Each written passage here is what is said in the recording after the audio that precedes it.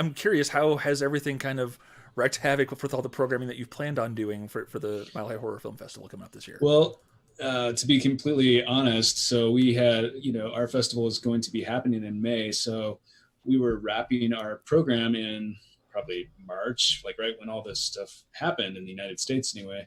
And almost every feature that we were going to play either is moved to 2021 or they're out now on VOD. So what we have done is we've had to go through and look at all kinds of new films that are coming out in this season. And we found some excellent films, but we lost a lot of the features because of COVID and the timing and, what do people want to do? Move it back or have it out now. So, and there's some excellent films that I've seen that I don't know if I can publicly speak about because we haven't publicly taken them, but they're coming out next year. So, we think, I don't know what's going to happen with the pandemic, but that's where they're scheduled tentatively right now. But we still have some really strong films we're playing this year. Well, and you've still got some guests lined up, right? We do, yeah. We have quite a few that are going to be joining us virtually. The co-director, writer of the Blair Witch Project, Dan Myrick, who's been one of our biggest advocates for a long, long time, is joining us as a special guest of the feature film category. And Jeffrey Reddick, who is writer, creator of Final Destination series, who's also been an advocate for us for years, is coming back. He's going to do an interview with us. We have John Kassir, the voice Keezer of the voice actor from Tales from the Crypt. Yeah. So yeah, we're super excited for him to join us. Adam Green, behind, I know you guys know who these people are, but I'm just explaining it to the fans that are watching. But he's behind the Hatchet series and a number of other productions.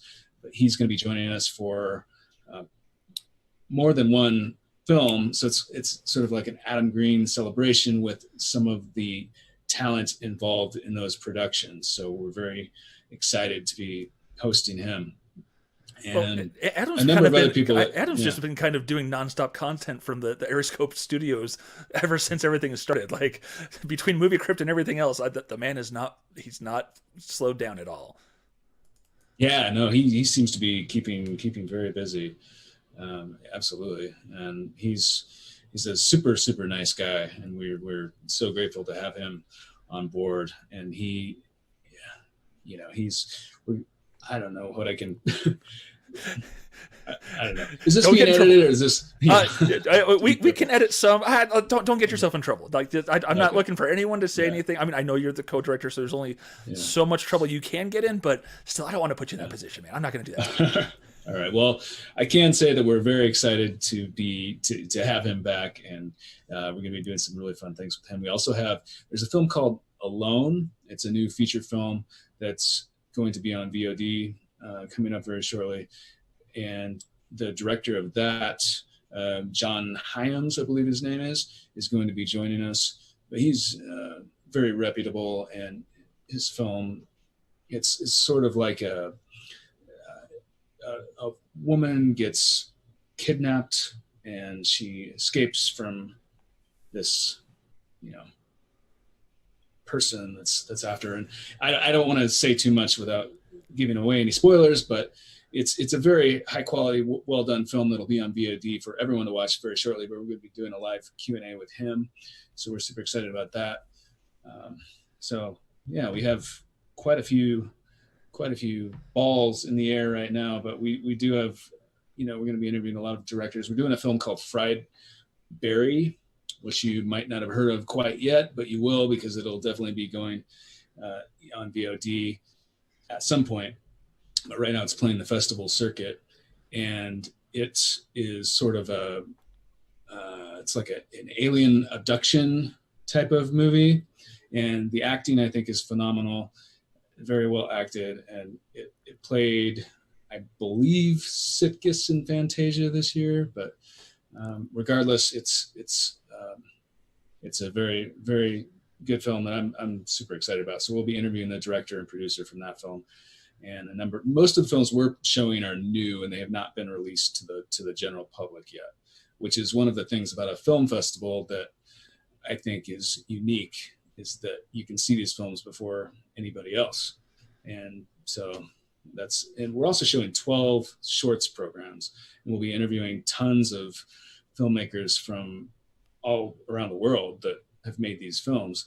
So it'll be over 80 films, and it's the best of the best. And we look at what Sundance plays, what Tribeca, these other festivals that we respect. And it's not only just that, but we get tons of submissions, and we have a committee of people that looks through all of those, and then ultimately we decide what we're going to play. But there's some films that I'm super, super excited about. There's one even from, have you ever heard of the band Powerman 5000? Oh yeah. Oh, for sure. So, Yeah. Yeah. So Spider One, the lead singer from that band, he directed a short film. I'm going to slot something about, what is the title? Something about rabbits. I need to look at the exact title, but anyway, he directed this short film. So we're going to be doing a Q&A with him as well. So we're excited about that. Very cool. If I could real quick, I want to do a little trip down memory lane with Barry, in that, I know what you're about to say. Go ahead. Oh no! I'm now wondering which one you're thinking of. Were you going to mention that Adam Green is the writer-director of one of your favorite films at the My High Horror Festival, which is The Diary of Anne Frankenstein?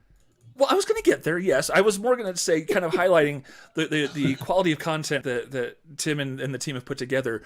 Like we attended and covered the first 2 years, and then we kind of pod faded after that. Although we've recommended the festival to everyone we possibly can ever since then.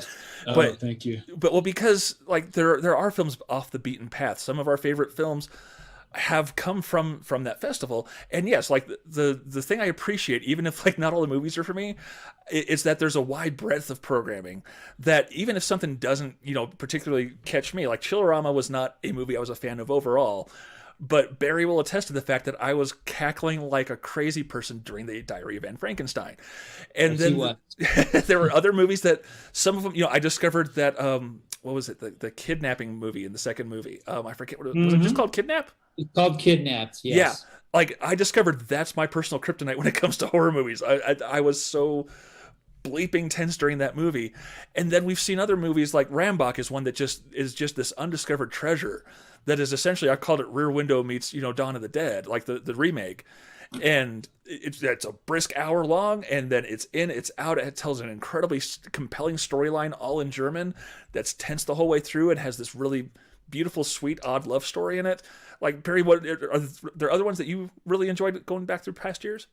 I would have to go look at that original program, which I still have. But yeah, Rambach is huge because there obviously have been titles that fans like ourselves who've been, and the fans who've been going year after year after year, they go there for the particular title.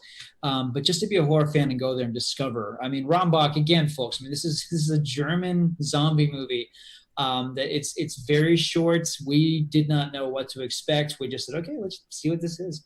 And we walk out like, wow, we have seen the light. There's hope for the horror genre. There's hope for the zombie genre, which I've kind of given up on prior to that. It's just a great place to discover these films. I love that you're still doing the short film Q&A and, not only obviously the titles that people have heard. I've heard of Alone. I did hear about Fried Barry. Any movie with my name in it, I tend to zero in on, which is great because, I most of my life have been called Barry Lyndon or Barry White or Barry Manilow. So now I got to deal with the year of being called Fried Barry. That's fine. I've been called worse. But anyway, I digress. I love just the sense of discovery that this festival continues to encourage. That is huge. So fantastic. Because those are the ones that stay with you. And those are the ones, that's how cult films happen. And you leave and you're just like, it's like, have you seen this? You have to see this movie. And it tends to happen because of festivals like this one. Absolutely. And you bring up the shorts. I remember, I don't know if you remember this, Barry. There was a short we watched about a guy who was like this poor schlub who was an assistant for a vampire. Yes, that was brilliant. I remember that. The vampire was a complete tool, and we talked it up during the podcast. And then the filmmaker's like, "Oh yeah, that's because I was that was based on my year being an assistant for X famous actor." And I was like, "Oh my, that just added so much more context." And like having those kind of discoveries are things that that keep us wanting to come back and like jumping at the chance to talk to you a little bit, Tim. Oh, well, we really appreciate your support. Yeah, you guys have been with us since the beginning. Yeah. Way back in the day there. Yeah, at the Tivoli. I think that film was The Familiar. Yes. I believe. I think it won either Best Short Film or Audience Award for Best Short Film that year. But yeah, it was very well received. Yeah. Mm-hmm. Yeah, it's fun to see that wide breadth. It's the only way I can put it. Like there's some genuine schlock and shock and blood and guts and everything you want if you want it. If you want something that's a lot more cerebral, it's all there. Like it's something I love. Like it allows me to expand my horizons, and if it doesn't connect with me, that's fine. The next thing may just completely knock it out of the park. Like The Familiar, I was not expecting. I think you were just like, hey, you guys should go check out this shorts block. And so we went in, and I walked out with my jaw on the ground from just how great it was. Yeah, that film. I think that was the year of the vampires too. Like there were so many films about. I mean, that was obviously one of the better ones, but there seem to be these themes that go on from year to year that I find very interesting. That in that year, I think vampires were sort of bigger, and this year, actually, some vampires in possession have come back a little bit, at least with what I've seen. Not with everything. We're showing all types, all subgenres, and all types of different horror films, but I find the trends very interesting. Yeah, I think that was the same year The Revenant came out. Like not the vampire movie, not the Oscar bait movie. But I think you bring up the guests who are going to be there. I remember meeting Jeff Reddick, and he just could not be a sweeter guy to talk to. And pretty much like that's something I've really appreciated is that this is not paid or anything, folks. We're reaching out because we love these folks. But there's this feel about kind of family behind the festival in general. Like whether you're meeting guests or you're meeting filmmakers. I remember we interviewed a couple filmmakers that first year, and everyone was just thrilled to be there and be talking movies, and just kind of like these filmmakers are happy that someone liked what they made, and we're happy to meet these people who made these movies that we really enjoyed.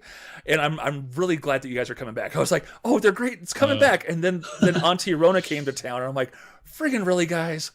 Really? Yeah. No, you're right. I mean, it really is horror family. When I started this in 2010, I didn't understand the full extent to which horror fans in general, I'm just lumping everybody into one. Everybody's different, of course, but I was pleasantly surprised how many horror fans are just the nicest people in the world. They really, really are. And it is like a family. And it's like, we want to build that at the festival, community, because it's something that it's fun to share a film with other people. And it's just some of the horror fans are the nicest people in the world. And maybe some of them that are a bit more eccentric or love to wear black or have tattoos all over, it's the nicest people in the world. I love horror fans of all types. Absolutely. It is like the ultimate, it's almost like the punk scene back in like the 80s and 90s. Like, hey, if you're here, it doesn't matter. Like if you're here, it's all good. We're all in this thing together. We all like the same thing. Even if we like different parts of it, we have an appreciation for the thing in general. So yeah, that's for sure. And with film festivals and with our film festival, independent films, we mostly play independent films, and there is such a life for them out there. A lot of people haven't seen these movies. They are, in my opinion, some of the best genre films out there are independent because they don't have to follow the same rules that the larger Hollywood ones have to. They want to sell. They have a formula to sell. They know how to sell. They know their demographic.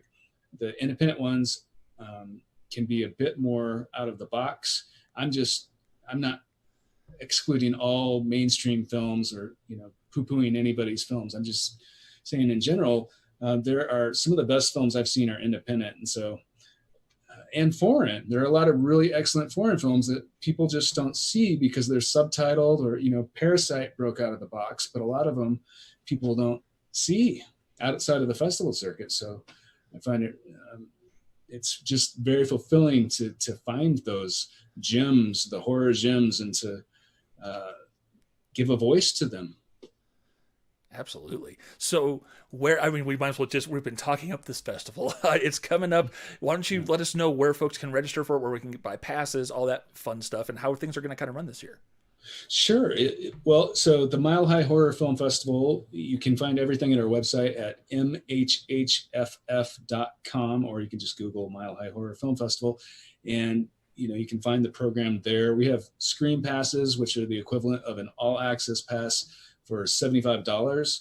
So you can see everything. We've extended the festival actually to 10 days because, we don't expect, if you're not in a movie theater, we don't expect everyone to be able to just binge watch films the whole weekend. So we extended it to 10 days and you can watch most of the films at your convenience. So the Q&As, some of the Q&As are live, so those will be scheduled, but then they turn into videos after that, so you can watch them, even if you can't join us live, you can still watch them. And we tried to make it very, very affordable for people streaming, especially in these times. So our passes, we cut the prices way down, tickets way down, and we just want people to give people something new to enjoy, because I think a lot of us are really starving for new content. Well, and what something I really like is I'm guessing this probably expands the breadth of people who can actually attend, as opposed to having to make the trek to Denver. Like, is this just a nationwide thing, or is it geo-locked at all? It's geo-locked to the United States. Okay. And I guess if there's any sort of positive thing from the festival perspective, from our perspective, is that we can have a larger capacity than we could have. So we're not, because rather than selling out a theater that holds 200 something seats, you can open it up to more. But there's some features that we still have to limit the capacity, because the distributors or the filmmakers might not want it getting out there too much. It's more of a promotional thing to help the film. But the capacity is much larger, and we are able to reach everybody in the United States. So that's pretty exciting.